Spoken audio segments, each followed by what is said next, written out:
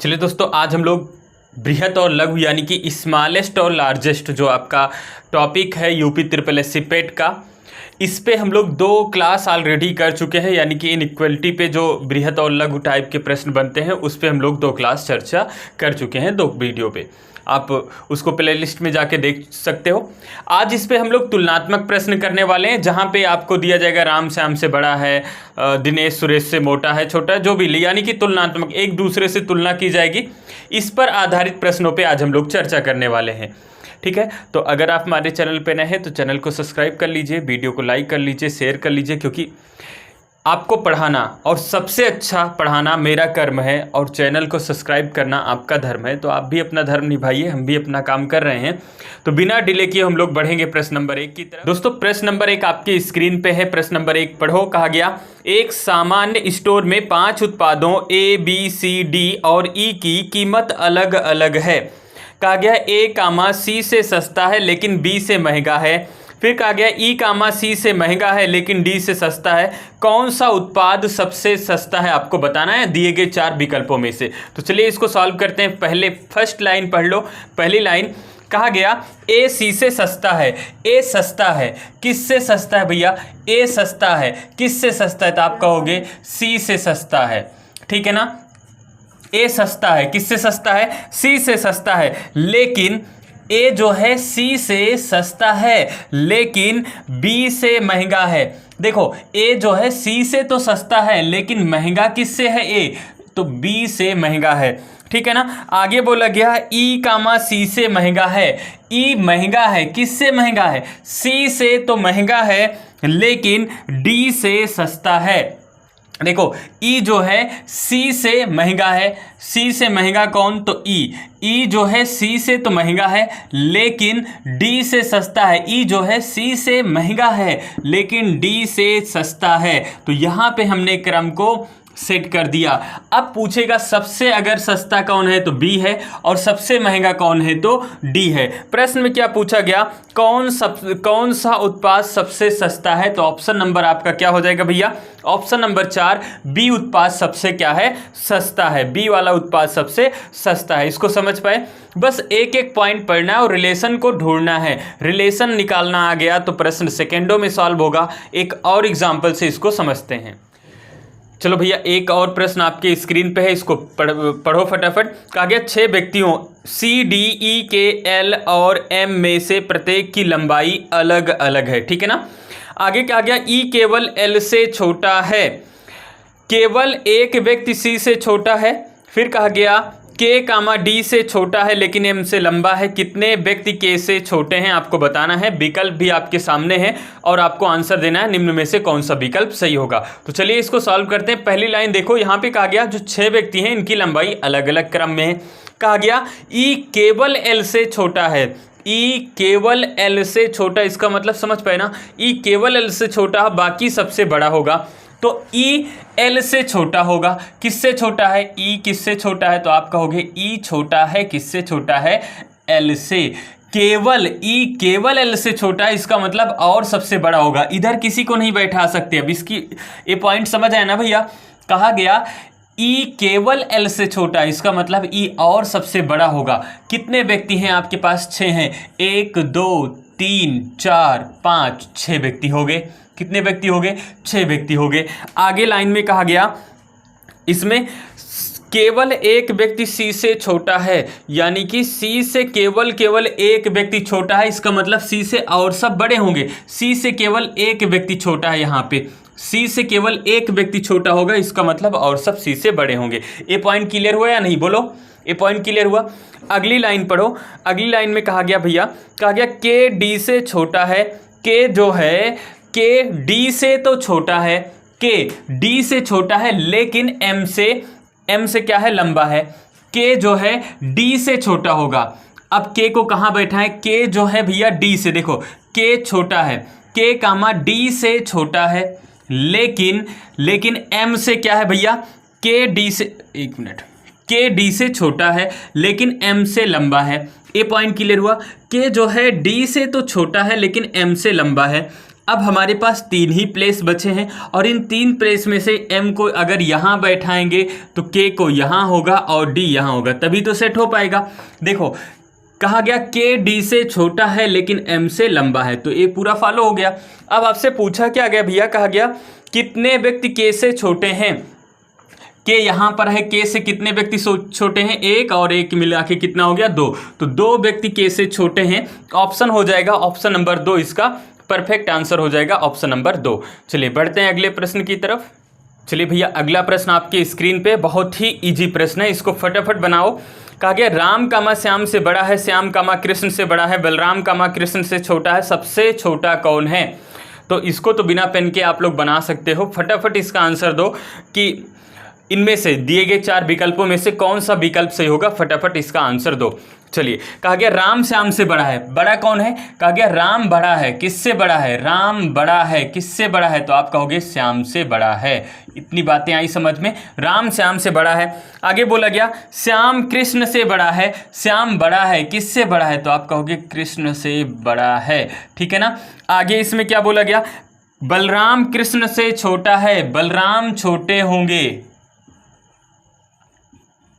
किससे छोटे होंगे, कृष्ण से छोटे होंगे। तो कहा गया सबसे छोटा कौन है, तो बताओ सबसे छोटा कौन है, कृष्ण बलराम है। बलराम ऑप्शन नंबर किस पे है, ऑप्शन नंबर 3 इसका सही आंसर होगा कि भैया जो आपका बलराम है किससे छोटे हैं, कृष्ण से छोटे हैं, इसका मतलब सबसे छोटे कौन हो गए, बलराम हो गए, यही आपका परफेक्ट आंसर होगा। चलिए अगला प्रश्न करो। चलिए प्रश्न आपके सामने है, इसको फटाफट सॉल्व करो। प्रश्न क्या है, कहा गया m कामा b से लंबा है, b कामा f से लंबा है लेकिन h जितना लंबा नहीं है, h कामा g से लंबा है लेकिन सबसे लंबा नहीं है, g कामा f से f जितना लंबा नहीं है, g कामा f जितना लंबा नहीं है। फिर बोला गया दिए गए बच्चों में से कौन सबसे लंबा है, आपको बताना है कि कौन सबसे लंबा होगा, ये आपको बताना है। चलिए फटाफट सॉल्व करते हैं इसको। m कामा b से लंबा है, m लंबा है, किससे लंबा है भैया, तो b से लंबा है। आगे दिया गया b f से लंबा है, b लंबा होगा किससे, यहाँ लिख लो b लंबा है, किससे लंबा है, तो आप कहोगे f से लंबा है, b f से लंबा है लेकिन h जितना लंबा नहीं। b जो है f से तो लंबा होगा लेकिन h जितना लंबा नहीं, इसका मतलब b से लंबा कौन, h होगा। h g से लंबा है, h लंबा है, किससे लंबा है, g से तो लंबा है लेकिन सबसे लंबा नहीं है, इसका मतलब h g से लंबा है। तो हमें इंफॉर्मेशन में यहाँ कहीं पे बीच में किसको लाना होगा, g को लाना होगा, ठीक है ना। लेकिन h सबसे लंबा नहीं है और b से लंबा कौन है, तो b से लंबा है m, और m को यहाँ भी बैठा सकते हो, यहाँ भी, लेकिन अगर यहाँ कहीं बैठाओगे सबसे लंबा कौन हो जाएगा, तो h हो जाएगा, जबकि h सबसे लंबा है नहीं, तो m यहाँ आ जाएगा। 2 2 4 5, और कोई बचा है आगे, इसमें और कुछ इन्फॉर्मेशन है। h कामा g से लंबा लेकिन सबसे लंबा नहीं, g कामा f जितना लंबा नहीं है, g जो है f जितना लंबा नहीं, इसका मतलब f से छोटा है, ठीक है, बिल्कुल सही है। बोला गया बच्चों की पंक्ति में सबसे लंबा कौन है, तो सबसे लंबा m होगा, सबसे लंबा कौन हो जाएगा, सबसे लंबा m हो जाएगा। इतनी बातें आई समझ में, इसमें कोई दिक्कत तो नहीं है, क्लियर है सबका। चलो अगले प्रश्न पे बढ़ते हैं। अगला प्रश्न आपके स्क्रीन पे है, कहा गया गोपाल कामा मोहन से वरिष्ठ है परंतु राम से कनिष्ठ है। फिर कहा गया मोहन सोहन से वरिष्ठ है परंतु राम से कनिष्ठ है, सबसे कनिष्ठ कौन है, यानी कि सबसे छोटा आपको बताना है। गोपाल मोहन से वरिष्ठ है, गोपाल वरिष्ठ है, किससे वरिष्ठ है, मोहन से गोपाल मोहन से वरिष्ठ है। बोला गया परंतु राम से कनिष्ठ है, गोपाल जो है मोहन से तो वरिष्ठ है परंतु किससे भैया, गोपाल जो है मोहन से वरिष्ठ है लेकिन राम से कनिष्ठ है, तो यहाँ कौन आ जाएगा, राम। कनिष्ठ मतलब छोटा, समझ रहे हो ना। देखो गोपाल जो है मोहन से, तो गोपाल मोहन से वरिष्ठ है यानी कि मोहन से बड़ा है, लेकिन राम से कनिष्ठ है, इसका मतलब राम से छोटा है, कौन, गोपाल। आगे क्या बोला गया इसमें, मोहन सोहन से वरिष्ठ है, मोहन जो है वरिष्ठ है यानी कि बड़ा है, किससे बड़ा है, तो आप कहोगे सोहन से, सोहन से, किससे भैया, सोहन से। इतनी बातें आई समझ में। आगे बोला गया परंतु राम से कनिष्ठ है, जो सोहन है वो मोहन से क्या है भैया, मोहन सोहन से वरिष्ठ है, मोहन जो है सोहन से वरिष्ठ है लेकिन राम से कनिष्ठ है, तो राम से कनिष्ठ हो गया। इधर कहा गया सबसे वरिष्ठ कौन है, तो सबसे वरिष्ठ राम है, सबसे वरिष्ठ कौन है? राम है। ऑप्शन कौन सा हो जाएगा? ऑप्शन नंबर 3 इसका सही आंसर होगा। सबसे कनिष्ठ कौन होगा? तो सबसे कनिष्ठ राम होंगे। इतनी बातें आई समझ में। चलिए अगला सॉल्व करते हैं। चलिए अगला प्रश्न आपके स्क्रीन पे आ गया। एक भाषण में अनिकेत के ठीक बाद राधिका आती है और अनिकेत अजय के बाद आता है। स्नेहा हमेशा समय पर आती है और अजय स्नेहा के बाद आता है। सबसे अंत में कौन आता है आपको बताना है। तो चलिए इसको सॉल्व करते हैं। एक भाषण में अनिकेत के बाद राधिका आती है, तो राधिका किसके बाद आएगी? अनिकेत के। यहां पे हो गया अनिकेत, अनिकेत के बाद कौन आएगी? राधिका। राधिका अनिकेत के बाद आ गई। आगे क्या बोला गया? बोला गया इसमें अनिकेत अजय के बाद आता है। अनिकेत किसके बाद आएगा? तो अजय के। इसका मतलब इनसे पहले कौन आएगा? अजय, यानी कि अजय आएंगे, उनके बाद अनिकेत आएंगे, अनिकेत के बाद राधिका आएगी। आगे इसमें बोला गया स्नेहा हमेशा समय पर आती है और अजय स्नेहा हमेशा क्या है? समय पर आती है। अजय स्नेहा के बाद आता है, तो अजय किसके बाद आएगा? स्नेहा के। यहाँ हो गई स्नेहा। फिर क्या पूछा गया? तो पूछा गया सबसे अंत में कौन आता है, तो सबसे अंत में कौन आएगा भैया? राधिका। ऑप्शन नंबर कौन सा हो जाएगा? ऑप्शन नंबर 3 हो जाएगा। सबसे अंत में कौन आएगा? तो सबसे अंत में राधिका आएंगी। यही आपका परफेक्ट आंसर हो गया। कोई दिक्कत नहीं यहाँ पे। चलो बढ़ते हैं अगले प्रश्न की तरफ। अगला प्रश्न देखो आपके स्क्रीन पे क्या गया? O, P से छोटा है लेकिन Q से लंबा है। O P से छोटा है लेकिन Q से लंबा है। R, S से छोटा है लेकिन T से लंबा है। Q S से लंबा है, तो सबसे लंबा कौन है? 0 लेवल का प्रश्न है। फटाफट इसको बनाओ और आंसर दो कमेंट बॉक्स में। O, P से छोटा है। O छोटा है, किससे छोटा है? तो आप कहोगे P से। O P से छोटा है। क्लियर हुआ? इसका मतलब P बड़ा है। किससे बड़ा है? O से। O छोटा है P से, लेकिन Q से लंबा है। O जो है P से तो छोटा है लेकिन लंबा किससे है? तो कहोगे Q से लंबा है। O P से छोटा है और Q से लंबा है। R S से छोटा है, तो R S का कहीं रिलेशन नहीं मिला, इसको छोड़ दो। Q S से लंबा है। Q लंबा है, किससे लंबा है? S से। इसका मतलब S यहाँ कहीं पे आ जाएगा। इतनी बातें आई समझ में। Q लंबा है, किससे लंबा है? तो आप कहोगे S से लंबा है। अब S मिल गया तो इसके पहले वाली लाइन पढ़ो। R S से छोटा है। R छोटा है, किससे छोटा है? S से छोटा है लेकिन T से लंबा है। R जो है S से तो छोटा है लेकिन T से लंबा है। यहाँ पे आपका हो गया आंसर। पूछा गया सबसे लंबा कौन है, तो सबसे लंबा भैया P है। P सबसे लंबा होगा, तो सबसे लंबा कौन होगा? P इसका परफेक्ट आंसर होगा। P सबसे लंबा है। चलो अगला प्रश्न सॉल्व करते हैं। चलो अगला प्रश्न है E, C से बड़ा है, D, C से बड़ा है लेकिन E से छोटा है, A, B से छोटा है, C, B से बड़ा है। सबसे छोटा कौन है आपको बताना है। E, C से बड़ा है। E बड़ा है, तो E यहाँ पे हो गया। E बड़ा है, किससे बड़ा है? तो C से बड़ा है। आगे बोला गया D, C से बड़ा है। D जो है C से तो बड़ा है लेकिन E से छोटा है। D बड़ा होगा, किससे बड़ा होगा? C से बड़ा है। D जो है C से तो बड़ा है लेकिन E से छोटा है। इसके पहले वाली लाइन को फिर से देख लो। E, C से बड़ा है। E C से बड़ा है, बिल्कुल बड़ा है। बोला गया D, C से बड़ा है। D जो है C से बड़ा है लेकिन E से छोटा है। ठीक है। A, B और C। A, B और C से छोटा है। A जो होगा B और C दोनों से छोटा होगा। आगे बोला गया C, B से बड़ा है। C बड़ा है, किससे बड़ा है? B से बड़ा है। आगे लाइन में आ जाओ। आगे बोला गया फिर से पुनः बैक वाली लाइन पढ़ो, तो पुनः बैक वाली लाइन में क्या है? कहा गया A, B और C। A जो है B और C से छोटा है। A जो है B और C से छोटा है। B से भी छोटा है C से, इसका मतलब A यहाँ पर होगा। बताई समझ में। तो पूछा गया सबसे छोटा कौन है, तो सबसे छोटा कौन हो जाएगा?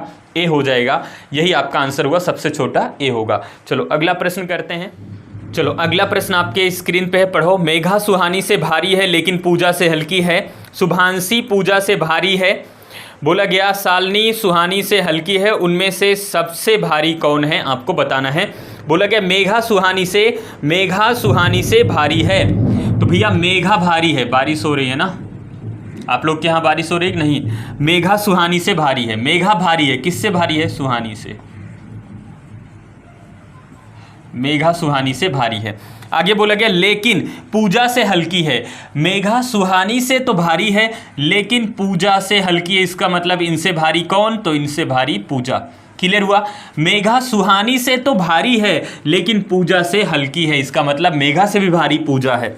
आगे बोला गया शुभांशी कामा पूजा से भारी है। शुभांशी भारी है तो यहां शुभांशी हो गई। शुभांशी किससे? पूजा से भारी है, तो यहां पे हो गई शुभांशी, ये हो गया शुभांशी। शुभांशी पूजा से भारी है। शालिनी सुहानी से हल्की है। शालिनी जो है भैया किससे हल्की है? शालिनी सुहानी से हल्की है। सुहानी से हल्की कौन होगी? शालिनी।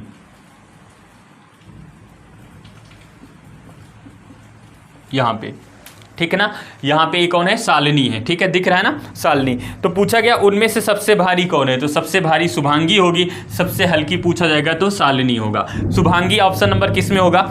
ऑप्शन नंबर 1 इसका परफेक्ट आंसर होगा शुभांगी। समझ पाए? चलो अगला प्रश्न करते हैं। कहा गया यदि सीमा एस से लंबी है। सीमा लंबी है, सीमा लंबी है, किससे लंबी है? एस से। सीमा, यदि सीमा यस से लंबी है, आयसा सीमा से लंबी है। आयसा लंबी है, किससे लंबी है? सीमा से। आयसा सीमा से लंबी है। बोला गया और यस वसीम से लंबा है। एस लंबा है, किससे लंबा है? वसीम से। एस वसीम से लंबा है। सभी में से कौन सबसे लंबा है? तो आयशा सबसे लंबी है। ऑप्शन नंबर 3 इसका परफेक्ट आंसर हो जाएगा। सबसे लंबा कौन है? तो सबसे लंबा आयशा है, यही आपका आंसर हुआ। इसको भी समझे होगे। बहुत जीरो लेवल का प्रश्न है, बिल्कुल घबराना मत, क्योंकि आपके एग्जाम में जो पेट में आएगा वो बहुत बेसिक प्रश्न आएगा, तो बिल्कुल परेशान मत होना, आराम से बना पाओगे ना। थोड़ी सी और प्रैक्टिस कर लेना, इस पर दिक्कत आएगी तो कमेंट बॉक्स में बता देना। चलो अगले प्रश्न पे बढ़ते हैं। चलो अगला प्रश्न है मनु कामा हनु से भारी है पर दानु से भारी नहीं है। मीनू कानू और मनु से भारी है। कानू, यहाँ जो कनू लिखा है इसको कानू समझ लेना। कानू हनु से भारी है, भारी नहीं है। दानू सबसे भारी नहीं है, तो सबसे भारी कौन है? बोला गया मनु कामा हनु से भारी है। मनु भारी है, यहाँ लिख दें। मनु भारी है, किससे भारी है? हनु से। हनु से भारी है। आगे बोला गया पर दानू से भारी नहीं है। मनु जो है हनु से तो भारी है पर दानू से भारी नहीं है, इसका मतलब इनसे भारी कौन होगा? दानू होगा। बात आई समझ में? मनु हनु से तो भारी है लेकिन दानू जितना भारी नहीं है, इसका मतलब मनु से भारी कौन हो गया? दानू हो गया। मीनू कानू और मनु से भारी है। फिर बोला गया कानू हनु से भारी नहीं है। कानू हनु से भारी नहीं है, कानू यहां पे हो जाएगा। कानू हनु से भारी नहीं है। अब यहां पे इसके पहले वाली लाइन पढ़ो। कहा गया मीनू जो है कानू और मनु से भारी है। मीनू जो है कानू और मनु से भारी है, इसका मतलब इन दोनों से भारी है, तो यहां कौन हो सकता है? यहां पे हो सकता है मीनू। मीनू यहां पर हो सकता है। आगे बोला गया कानू हनु से भारी नहीं है। कानू किससे भारी नहीं है भैया? कानू हनु से भारी नहीं है, तो कानू हनु से भारी नहीं है, तो दिख रहा है कि कानू जो है हनु से हल्का है। कहा गया दानू सबसे भारी नहीं है। अब देखो मीनू को यहां बैठा सकते थे, सबसे भारी कौन हो जाता? दानू हो जाता, लेकिन बोला गया दानू सबसे भारी नहीं है, इसका मतलब दानू सबसे भारी नहीं होगा, तो जो मीनू को बैठाएंगे तो मीनू को यहां बैठाना पड़ेगा। यहां पे मीनू बैठेगा, दिख रहा है ना यहाँ पे, तो यहाँ पे किसको बैठाना पड़ेगा? मीनू को बैठाना पड़ेगा। फिर कहा गया सबसे भारी कौन है? तो सबसे भारी मीनू हो जाएगा। ऑप्शन नंबर भैया 3। सबसे भारी कौन हो जाएगा? तो सबसे भारी मीनू हो जाएगा, यही आपका आंसर हुआ। इसको भी समझ पाए? चलिए अगला प्रश्न करते हैं। अगला प्रश्न है 5 छात्रों के एक समूह की लंबाई अलग अलग है। राज सिमरन से छोटा है। राज छोटा है, किससे छोटा है? सिमरन से। पिक्चर वाली मूवी याद आ रही है ना? राज किससे भैया? राज सिमरन से छोटा है। आगे बोला गया सिमरन मनोज से छोटी है। सिमरन भी छोटी है, किससे छोटी है? मनोज से। भैया सिमरन मनोज से छोटी है। आगे बोला गया मनु केवल कृति से लंबा है। मनु जो है, देखो ध्यान से, इसमें कहा गया, इस वाले पॉइंट में कहा गया मनु केवल कृति से लंबा है। केवल कृति से लंबा होगा, इसका मतलब और सबसे छोटा होगा, तो यहां पे हो जाएगा मनु किससे लंबा होगा? कृति से। केवल कृति से लंबा है, मनु केवल कृति से लंबा, इसका मतलब और सबसे छोटा होगा, तो यहां पे मनु बैठ जाएगा। बोला गया निम्नलिखित में से सबसे लंबा कौन है? तो सबसे लंबा कौन दिख रहा है? मनोज दिख रहा है। ऑप्शन नंबर किस पे है? Option number 4। सबसे लंबा कौन है? मनोज है। ऑप्शन नंबर 4 इसका परफेक्ट आंसर होगा। ठीक है, अब देखो, मुझे लगता है कि आपको जो तुलनात्मक प्रश्न है, बेसिक प्रश्न ही आएंगे, इसमें दिक्कत नहीं होनी चाहिए। अब कैलेंडर और क्लॉक पर रिवीजन दे देते हैं, कैलेंडर को समझा देते हैं, क्लॉक को समझा देते हैं, और फिजिक्स में एक ही क्लास कोशिश करेंगे, 1 या 2 क्लास में पूरा फिजिक्स जो बेसिक, बहुत ज़्यादा पढ़ना नहीं है, और एग्ज़ाम के लिए आगे पढ़ा देंगे, लेकिन बेसिक आपको रिवीजन दे देंगे जो आपके यूपी SSSC के लिए है। बेसिक आपको पढ़ना है केमिस्ट्री का और इसका बायोलॉजी का भी। ठीक है, तो 2 क्लास, एक कोशिश करेंगे 1 या 2 में फिजिक्स पूरा कंप्लीट, 1 या 2 में केमिस्ट्री पूरा कंप्लीट, और 1-2 में बायोलॉजी। तो 3 से 5 क्लास लगेंगे, 3 या 5, एक करेंगे तो 3। अब वो डिपेंड करेगा सिचुएशन, कितनी बड़ी क्लास होती है, रिवीजन करवाना है। तो फिजिक्स, केमिस्ट्री, बायोलॉजी की 1-1 या 2-2 क्लास में कवर करवा देंगे। एक क्लास आपका कैलेंडर पे हो जाएगा, एक क्लॉक पे हो जाएगा, और बाकी तो चैप्टर और भी इस पे डले हुए हैं प्लेलिस्ट में, आप देख लेना। अगर फिर भी किसी चैप्टर में दिक्कत आएगी तो आप कमेंट बॉक्स में बता देना, उस पर और रिवीजन करवा देंगे। ठीक है ना, तो आज की क्लास यहीं पे मिलते हैं कल, तब तक के लिए जय हिंद।